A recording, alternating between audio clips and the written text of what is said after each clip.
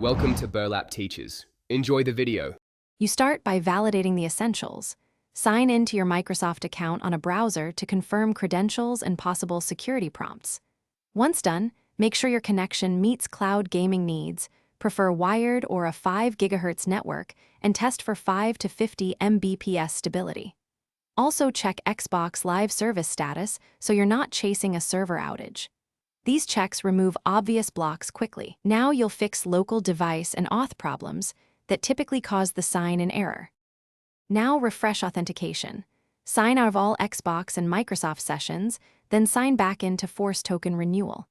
Next, clear the cache and cookies in the browser or the app storage, then restart the device.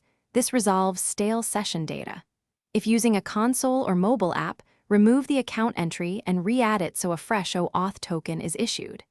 These steps re-establish proper credentials and permissions. Once completed, attempt to sign into cloud gaming again to see progress.